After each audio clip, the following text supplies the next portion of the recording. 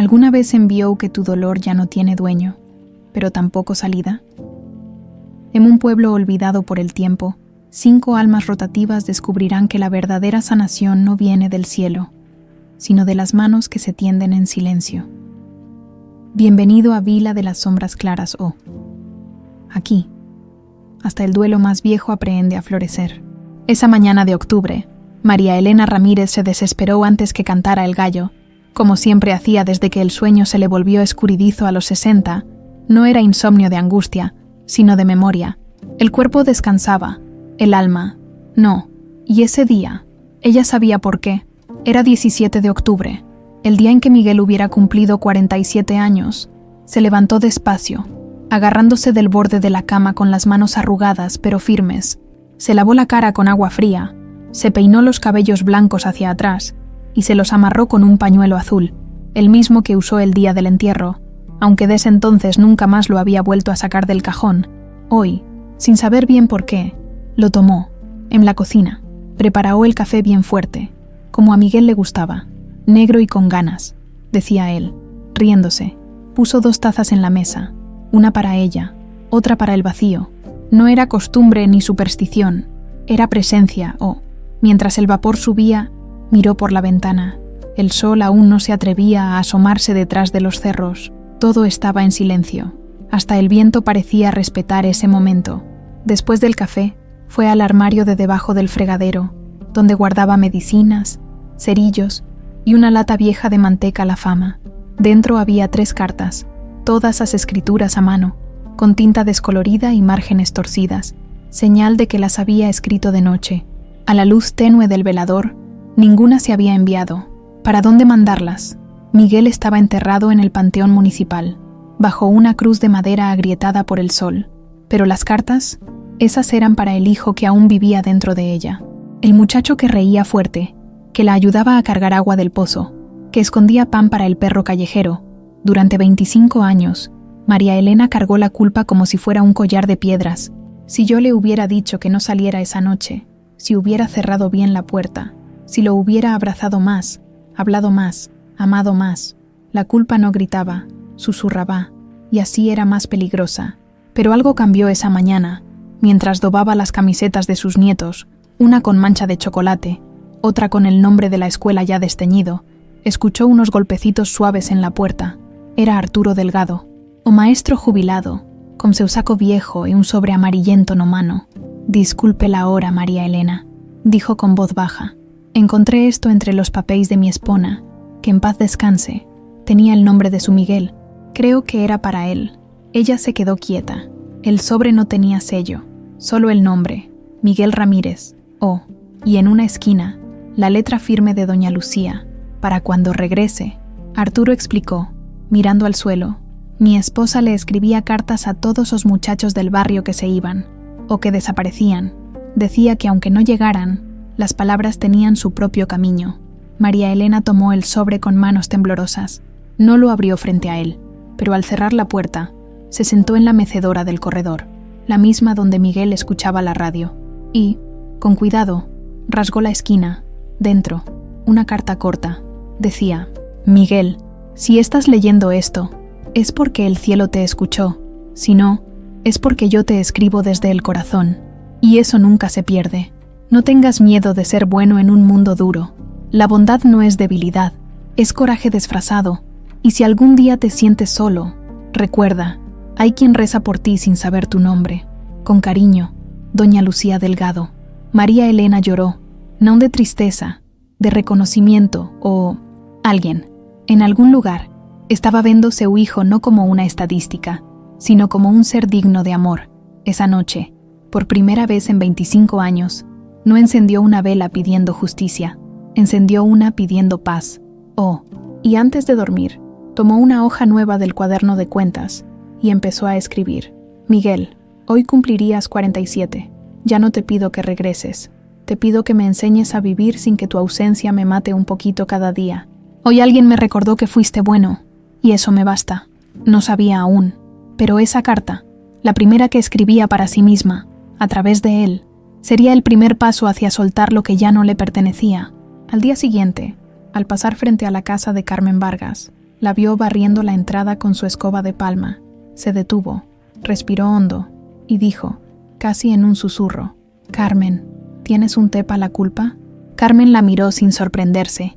Solo asintió y abrió la puerta. Algo había comenzado, y en la vila de las sombras claras, ese lugar que no está en los mapas, pero que todos reconocen cuando pasan por él, cuando una alma decide dejar de cargar lo que ya no le sirve, el mundo entero se acomoda para ayudarla a caminar más ligera. Carmen Vargas no creía en milagres, creía en hierbas, en rezos bajitos, en el huevo crudo que rueda por la espalda y se pone negro si alguien trae mal aire, pero sobre todo, creía en trabajar callada, sin esperar gracias. Por eso, cuando María Elena le pidió un té pa' la culpa, no se sorprendió, solo asintió, la hizo pasar y puso a hervir agua en la olla de barro. «Siéntate», le dijo, señalando la silla de Enea junto a la ventana. «La culpa no se quita con té, pero sí se ablanda un poco si uno la deja salir». Mientras preparaba infusión, manzanilla, ruda y una ramita de romero que su mamá decía limpiaba el alma, Carmen pensó en su propia carta. Hacía 10 meses que su marido, don Raúl, se había ido sin despedirse. No murió, se fue. Dijo que ya no aguantaba verla sufrir por todos menos por ella. Desde entonces, Carmen no había llorado frente a nadie, ni siquiera frente al espejo, pero esa tarde, al ver a María Elena con los ojos rojos pero la espalda recta, algo se movió dentro de ella. No era envidia, era reconocimiento. María Elena ya no pedía que le quitaran el dolor, solo pedía compañía para cargarlo. «¿Y qué vas a hacer con esas cartas?», preguntó Carmen, entregándole la taza humeante. «No sé», respondió María Elena, «pero ya no las guardo para esconderlas. Las guardo para record que existió, y que yo también sigo aquí». Carmen asintió, y por primera vez en años, no tuvo una respuesta lista. Silencio solo, y a veces, el silencio cura más que las palabras. Al día siguiente, mientras colgaba la ropa en el patio, escuchó el motor de una camioneta vieja detenerse frente a su puerta. Era una muchacha de no más de 25 años, como pelo recogido en una coleta deshecha y los ojos hinchados. Traía a un niño pequeño de la mano y una maleta de cartón atada con mecate. «¿Es usted la señora Carmen?», preguntó con voz temblorosa. «Eu dice que usted ayuda a la gente cuando no sabe para dónde ir». Carmen la miró bien. Vio el anillo de bodas aún en su dedo, la ropa usada pero limpia, la forma en que apretaba la mano del niño como si fuera lo único que le quedaba del mundo. «Pase», dijo, abriendo la puerta del corredor. «Aquí no juzgamos, escuchamos solo». La joven se llamaba Estela. Su marido había muerto en un accidente en la carretera hacía 3 meses. Desde entonces, su suegra la echó de la casa. «Aquí ya no hay lugar pa' viudas que no trabajan», le dijo. Estela vendió lo poco que tenía y vino a la vila procurando a una prima lejana, que ya no vivía ahí. Carmen le dio de comer, le ofreció la habitación de atrás, la que antes usaba su hija cuando venía de visita, y no le preguntó nada más. Pero esa noche, mientras preparaba un baño de ruda para quitar el susto del niño, Estela se sentó en el escalón del corredor y soltó lo que traía guardado. «No sé cómo seguir.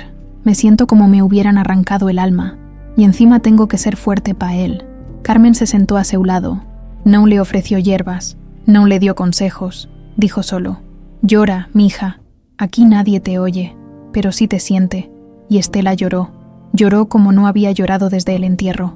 Carmen no la abrazó, solo estuvo ahí, quieta, presente.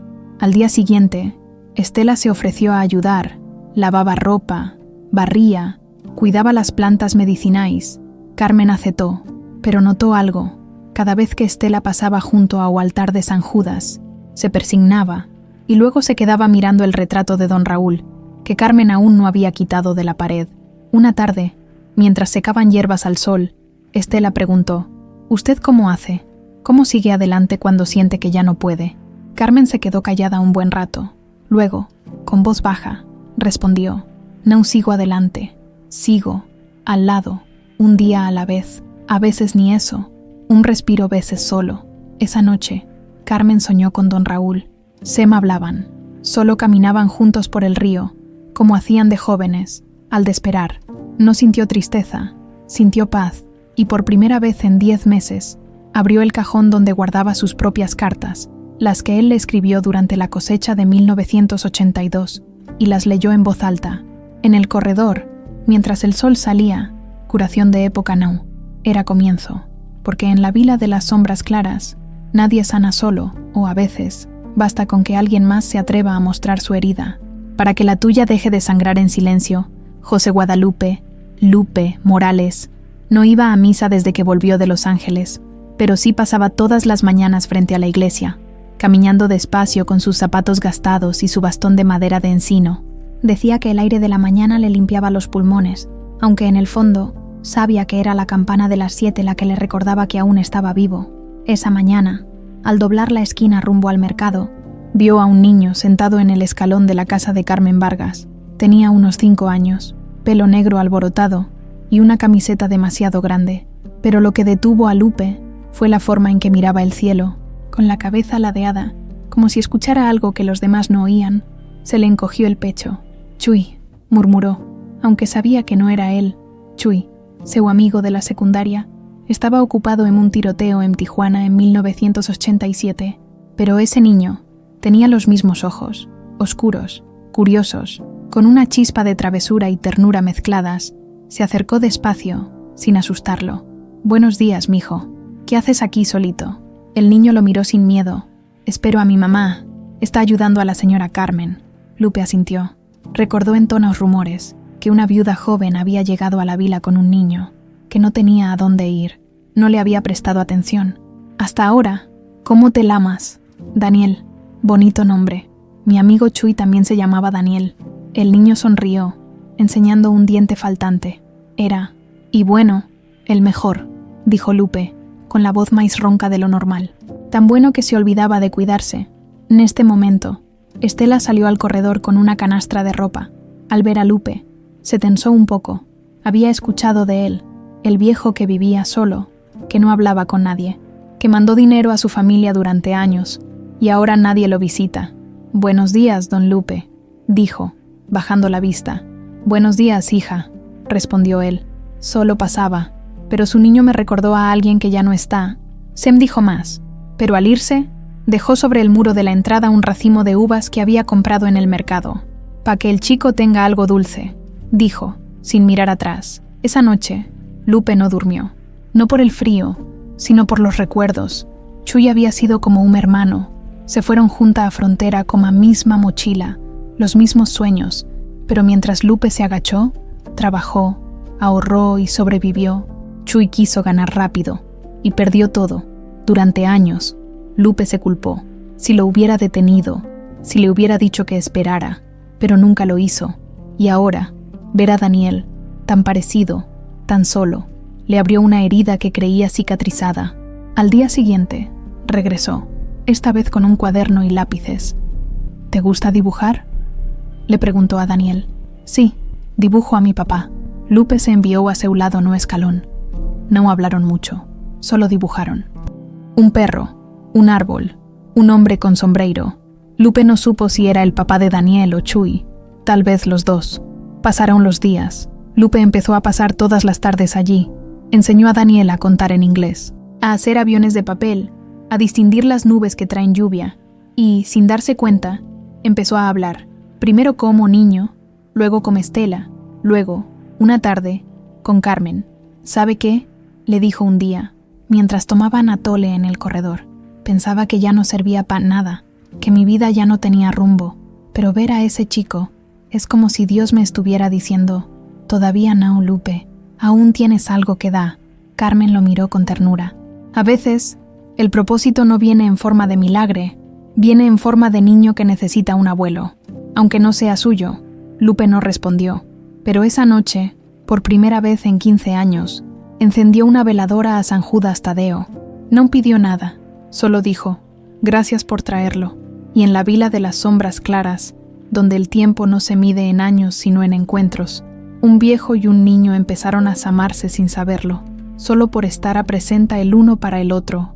Arturo Delgado siguió levantándose a las 6, afetándose con navaja y poniéndose su saco oscuro los domingos, aunque ya nadie lo esperara en la iglesia ni en la plaza. Había sido maestro rural durante toda 40 años, y la disciplina se le había metido en los huesos como el frío en invierno. Pero desde que su nieta Valeria apareció en su puerta con la barriga creciendo y los ojos llenos de miedo, Algo en él había empezado a agrietarse. Al principio, quiso darle un sermón. ¿En qué estabas pensando? Y tus estudios, y el respeto a la familia. Pero cuando la vio temblar, con las manos apretadas contra el vientre como si quisiera proteger lo que llevaba dentro, las palabras se le atoraron en la garganta. En vez de eso, solo dijo: «Siéntate, aquí no te juzga nadie». Desde entonces, Valeria vivía con él, cocinaba, limpiaba, cuidaba su ropa, y Arturo, poco a poco, fue dejando de corregirle la postura o el tono de voz.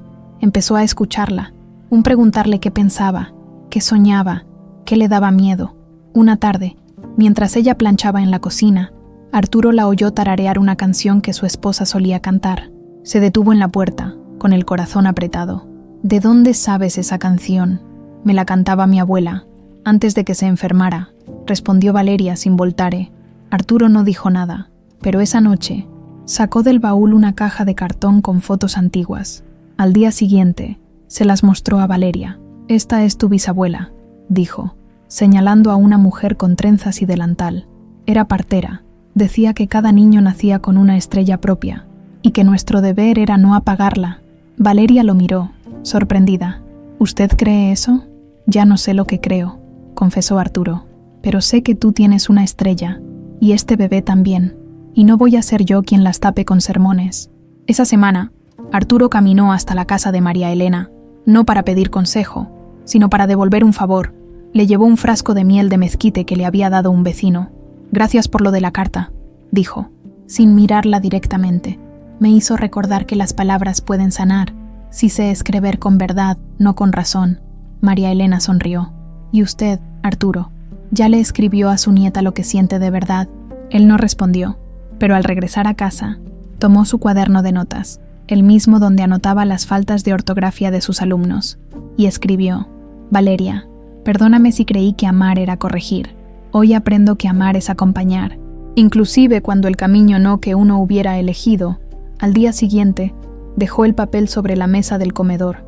No dijo nada, pero cuando Valeria lo leyó, lloró en silencio. Y esa noche, por primera vez, le pidió a Arturo que le contara historias de cuando su mamá era niña. Mientras tanto, en la escuela primaria del pueblo, cerrada desde hacía 2 años por falta de maestros, un grupo de madres empezó a reunirse. Querían que sus hijos aprendieran a leer antes de entrar en una secundaria. Alguien mencionó a Arturo. «El viejo delgado», dijo una. «Pero si es muy severo». «No», intervino Estela, que había ido aún preguntar por Daniel. «Ya no.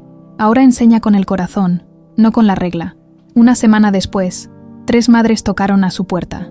Arturo las miró desde el umbral, con las manos en los bolsillos y el ceño fruncido, pero tras un silencio largo, asintió. «Vengan mañana, las 8, y traigan lápiz y paciencia». Esa noche, mientras preparaba las primeras hojas de ejercicios, Arturo miró por la ventana. Vio a Lupe caminando con Daniel, a Carmen regando sus hierbas, a María Elena sentada en su mecedora con una carta en las manos. Vosé entendeu algo que nunca le enseñaron en la normal. A verdadera enseñanza no está no futuro da navalla. Ne me abre o corazón para que osotros puedan crecer dentro de él. Na vila de las sombras claras, os maestros ya no usan pizarrón, usan su vida, y a veces, el alumno más necesitado es uno mismo. Carmen Vargas nunca había hecho una limpia para sí misma. Siempre decía: «Uno no se puede limpiar solo. El mal aire se pega en los dedos do que lo saca». Pero esa mañana, al mirarse en el espejo agrietado del baño, vio algo que no le gustó. No era el cansancio en los ojos, ni las canas, sino la forma en que ya no se reconocía. Había estado tan ocupada curando a otros, María Elena con su culpa, Estela con su duelo, Daniel con sus pesadillas, que se había olvidado de preguntarse qué necesitaba ella. Ese día, cuando Estela salió al mercado con Daniel, Carmen cerró la puerta con llave, encendió 3 veladoras, una a la Virgen de Guadalupe, otra a San Miguel y la tercera a su mamá, que en paz descanse, y sacó el huevo crudo del refrigerador. Lo sostuvo entre las manos un momento, sintiendo su frío. Luego, con movimientos lentos, lo pasó por su cuerpo, como le enseñaron, de la cabeza a los pies, en círculos suaves, como si acariciara una herida. Cuando terminó, lo partió en un vaso de agua, como siempre, pero esta vez no miró si había burbujas, manchas o hilos. Miró el reflejo del huevo en el agua y vio su propio rostro tembloroso. «Ya basta», dijo en voz alta. «Ya no puedo seguir siendo la que sostiene a todos si yo misma me estoy cayendo». Justo entonces, llamaron a la puerta. Era María Elena, con una canastra cubierta por un paño. «Traje tamales», dijo. «Los hice con la reta de mi suegra. Pensé que podrías usar un descanso. Y una buena comida». Carmen la dejó pasar. No dijo nada de la limpia, pero mientras comían en el corredor, con el sol tibio en los hombros, María Elena habló. «Sabes, yo creía que perdonar era olvidar, pero adora entender que perdonar es soltar, no la memoria, sino el veneno que le pones encima». Carmen asintió, y por primera vez confesó. «Yo creía que si paraba de ayudar, me volvía inútil, pero ya no tengo fuerzas para fingir que estoy bien». María Elena le tomó la mano. «Entonces no finjas. Aquí no necesitas ser fuerte, solo necesitas ser». Esa tarde, Carmen le pidió a Estela que cuidara las hierbas mientras ella salía. Caminó hasta el río, al lugar donde solía ir con don Raúl los domingos. Se sentó bajo el agüehuete y por primera vez en años lloró sin taparse la cara. Lloró por el marido que se fue, por la hija que vive lejos y no la ama, por el miedo de que, cuando ya no pueda ayudar a nadie, nadie la querrá a ella. Al regresar, encontró a Lupe enviado en el escalón, con Daniel dibujando en el suelo. «Estela me dice que saliste», dijo Lupe. «Sin rodeos. Vine a ver si necesitabas algo». «No necesito nada», respondió Carmen, pero su voz tembló. «Mentira», dijo él, suavemente. «Todos os necesitamos algo. A veces, solo necesitamos que alguien se siente con nosotros». Sin esperar que hablemos, se quedaron en silencio un rato. Daniel les mostró su dibujo: una mujer con pelo blanco, un hombre con bastón, un niño y una señora mayor con un delantal. «Somos la familia nueva», dijo. Carmen sonrió, y en ese momento entendió. No era que ya no servía, era que su forma de servir estaba cambiando, o ya no tenía que curar con hierbas solamente, podía curar con su presencia, con su vulnerabilidad, con su verdad. Esa noche, prepara un té diferente, no para los nervios, no para el susto, no para el mal de ojo. Lo preparó para la soledad y lo compartió con María Elena, Estela y Lupe, que se quedaron hasta que el cielo se volvió morado.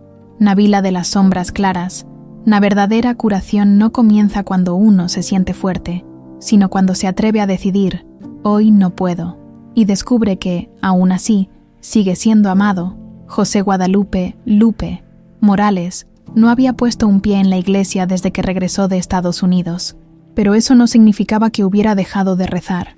Rezaba al amanecer, mirando el Cerro del Cuervo. Rezaba al atardecer, mientras regaba las matas de orégano que ahora cultivaba en la trasera de la casa de Carmen. Rezaba en silencio, sin santos ni velas, solo con las palabras que le salían del pecho. «Gracias por hoy, perdón por ayer, ayúdame a ser útil».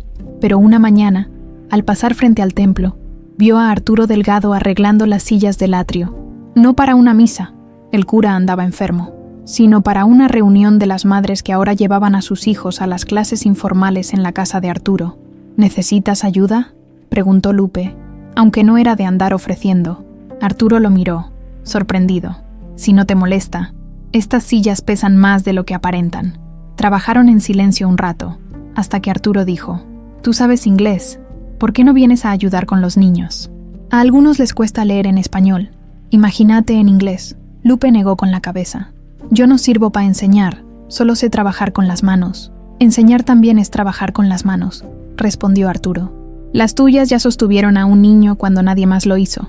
Lupe no contestó, pero al día siguiente apareció en la sala de Arturo con un cuaderno viejo y un lápiz bien afilado. Se sentó al fondo, sin decir nada, hasta que un niño le preguntó cómo se decía perro en inglés, y Lupe, con voz baja, respondió: «Dog». Así empezó, no con lecciones, sino con palabras sueltas, luego con frases, luego con historias.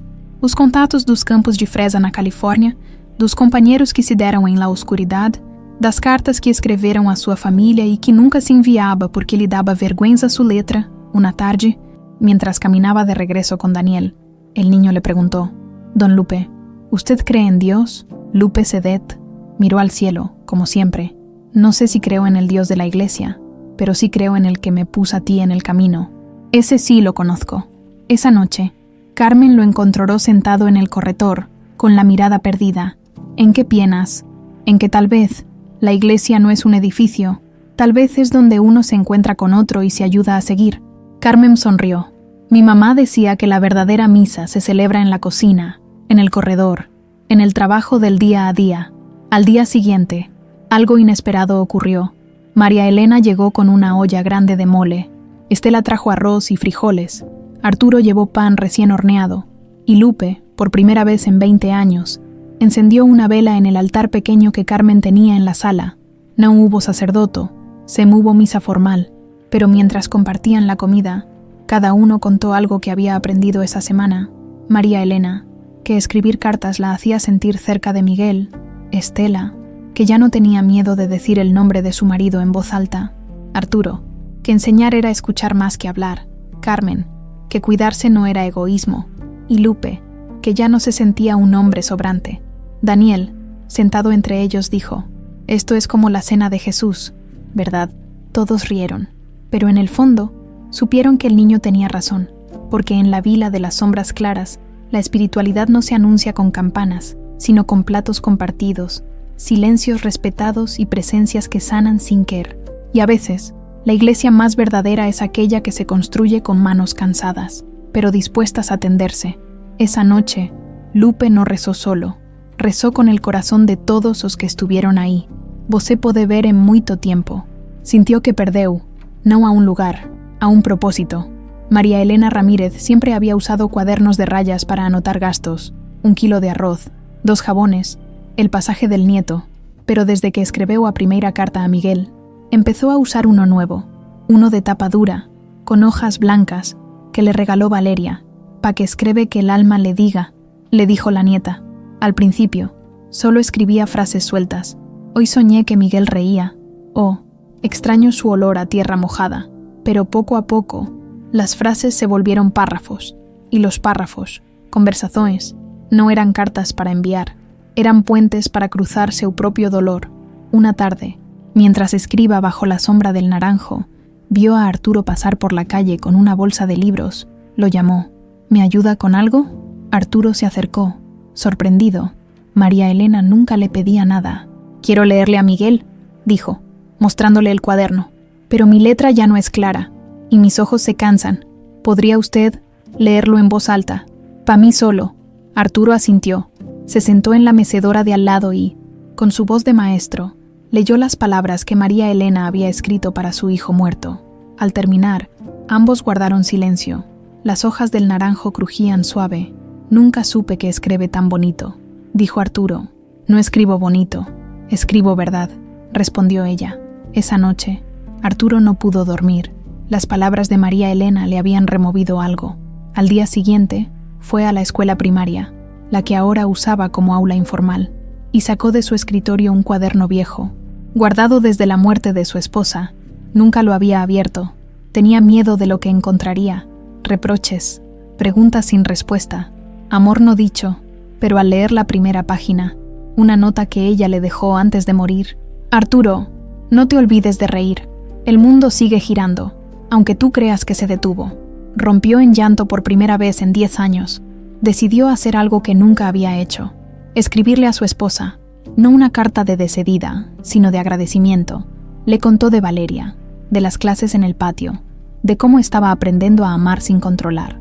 Le contó que ya no corregía cada error, sino que celebraba cada intento. Al día siguiente, llevó el cuaderno a María Elena. «Quiero que lo lea usted», dijo. «Usted sabe cómo escuchar lo que las palabras no dicen». Mientras María Elena leía en voz baja, sentada en su corredor, Carmen y Estela pasaron por ahí.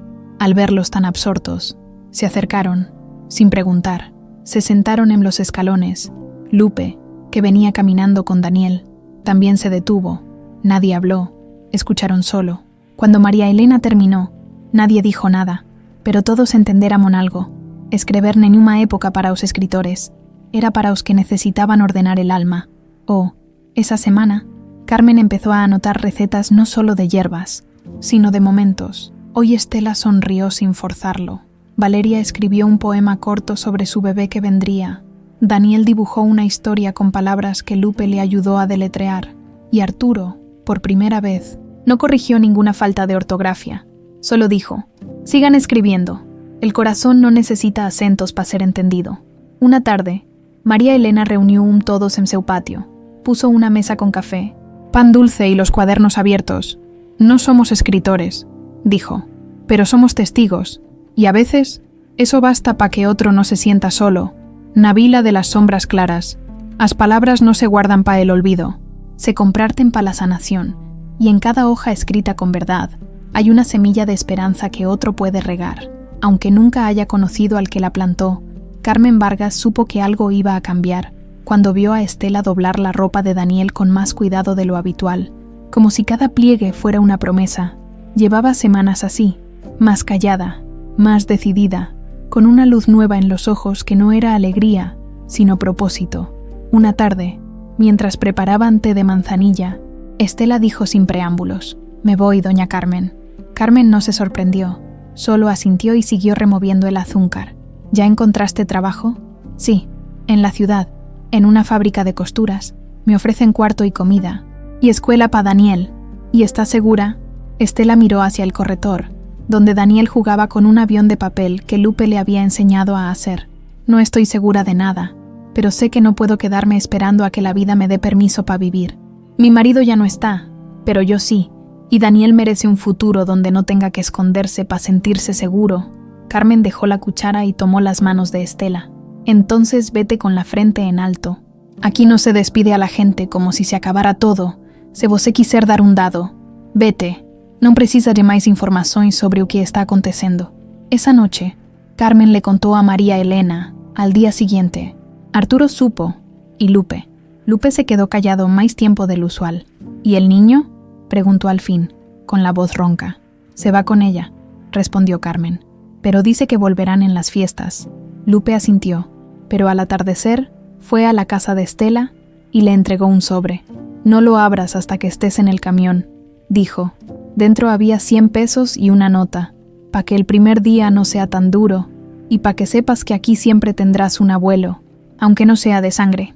El día de la partida, todos estuvieron en la parada de camiones. María Elena llevó tamales envueltos en hoja de plátano. Arturo, un cuaderno nuevo para Daniel. Carmen, un frasco de té de ruda pa' el susto del viaje. Y Lupe solo se quedó de pie, con las manos en los bolsillos, mirando al niño. Cuando el camión llegó, Daniel corrió a abrazarlo. «No se olvide de mí, don Lupe.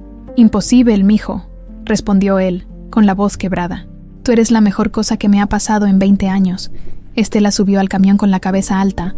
Al arrancar, agitó la mano. Nadie lloró, pero todos sintieron el vacío. Al regresar, el silencio en la casa de Carmen fue distinto. Más pesado, más real. Se sentir como si hubiera perdido a otro hijo, preguntó María Elena, sentándose a su lado en el corredor. «No», dijo Carmen. «Se sentir como si hubiera criase un pájaro pa' que vuele. Duele el nido vacío, pero alegre saber que voló bien».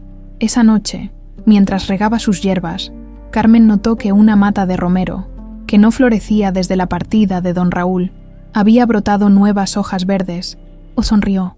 Mientras tanto, Lupe caminó hasta el río, se sentó bajo el ahuehuete y sacó de su bolsillo una foto que Daniel le había dado. Los dos, sentados en el escalón, con sonrisas torcidas, la guardó en su cartera, junto a carta que su madre le escribió antes de morir, y Arturo, en su casa, escribió en su cuaderno: «Hoy aprendí que amar no es retener, es soltar con las manos, pero seguir sosteniendo con el corazón. Nabila de las sombras claras, las desedidas no son finais, son raíces que se extienden bajo tierra, invisibles, pero vivas. Porque quien ha sido amado de verdad nunca se va del todo, y quien ha amado de verdad nunca queda solo». Nadie lo planó, pero todos lo sintieron. Fue en una tarde de noviembre, cuando el aire ya traía el primer frío del año, y las hojas del naranjo de María Elena empezaban a caer como suspiros dourados. Carmen estaba colgando sábanas en el patio, cuando vio a Lupe caminar más despacio de lo usual, con una bolsa de papel en la mano. Arturo venía detrás, cargando un libraco viejo bajo el brazo, y María Elena, desde su mecedora, los observaba con una sonrisa que no necesitaba palabras. «¿Qué celebramos?», preguntó Carmen cuando los tres se reunieron en su corredor. «Nada», dijo Arturo. «O todo». Lupe dejó la bolsa sobre la mesa. Adentro había pan de muerto, una botella de atole en polvo y un sobre con la letra de Estela. Llegó ayer, dijo, dado que están bien, que Daniel ya habla inglés y que le pide a Dios todas las noches por su abuelo Lupe. María Elena abrió el sobre. Dentro había una carta y un dibujo. Los 5, ella, Carmen, Arturo, Lupe y Daniel, de la mano bajo un sol grande, con la leyenda «Mi familia de verdad». Oh, ¿y saben qué más?, dijo Carmen, sacando una carta de su delantal. Mi hija me escribió, por primera vez en 5 años, dados que quiere venir en Navidad, con mis nietos. Un silencio cálido los envolvió. Nenuma era el silencio de la ausencia, sino el de la plenitud. Hoy cumpliría 48, dijo María Elena de pronto, mirando al cielo.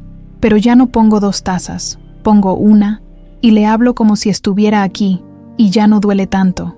Arturo asintió.